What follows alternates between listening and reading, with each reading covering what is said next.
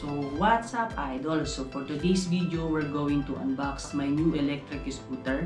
And this electric scooter is Blade 10 EVO. So this electric scooter, this is the fully upgraded type of Blade 10 electric scooter from EVO Motors. This is the latest version also of Blade EVO 2021. Special shout out for the new owners of Blade 10 electric scooter here in UAE. Shout out to Sir Ronville, Adsar, Didskada, Christian Sarmento, and Randy Teodoro. Okay guys, so let's start unboxing.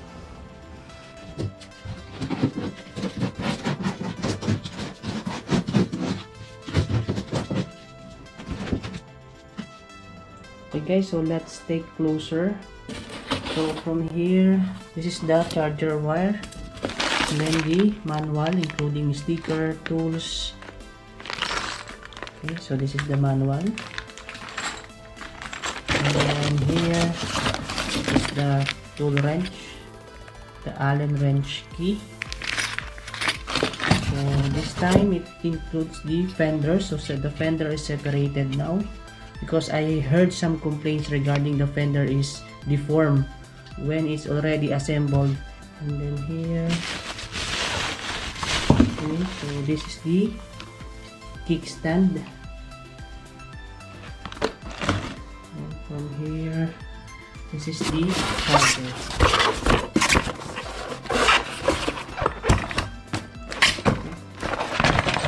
So this is the charger. It's here. So it's written. So this is 67.2 voltage with 2 ampere charger.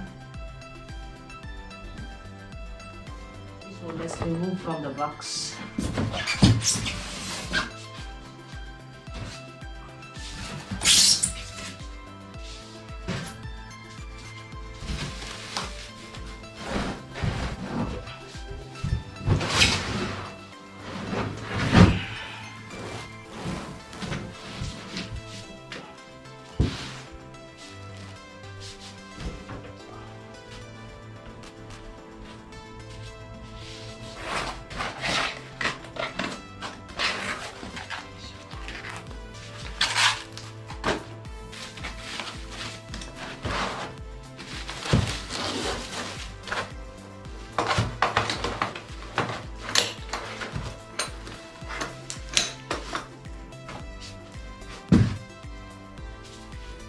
So okay guys, so this is my Blade 10 EVO. So as you can see, there are no difference with my old Blade 10. So this time I will tell you the specs of Blade 10 EVO. So okay guys, the basic specs of Blade 10 EVO are 60 volts. So as you can see, this is the motor, 60 volts, 1200 watts each motor, so the total of 2400 watts. And then 10 inches tire, so as you can see, 10 inches by 3 city tire. And then it includes also the air suspension, DNM air suspension. And then it includes also the damper. Okay, so damper, and then includes also the LED board. Okay, and then the stand here, and then both sides here the DNM air suspension, and also the nut brake here. And then let's try the lights. Okay, so this is the voltmeter, so let's check. So this is the voltmeter, and then this is the key ignition, and then here this is the QSS4 LCD monitor. Let's turn on. Okay, so from here this is the echo or turbo, and then the single or dual switch button. And then from here this is the headlight. So okay, so as you can see, this is the headlight, very bright. So if you turn on the headlight, it will also turn on the LED board. Okay, so this is the LED boards. So inside of the LED board there is controller, so you can change the light if you want. And here, this is the signal lights. Okay.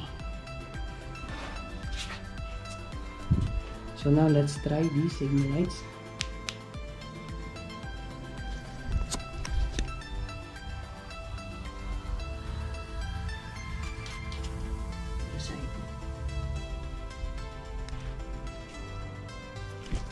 This is the foldable handlebar. So it's you can fold if you want. Okay, so this is the foldable handlebar. And then here, this is the CNC grip, rubber grip, both sides. And then here, the battery of Dayton EVO is Samsung battery, 28 ampere. So now I will turn off the lights and let's see what it looks like in the dark.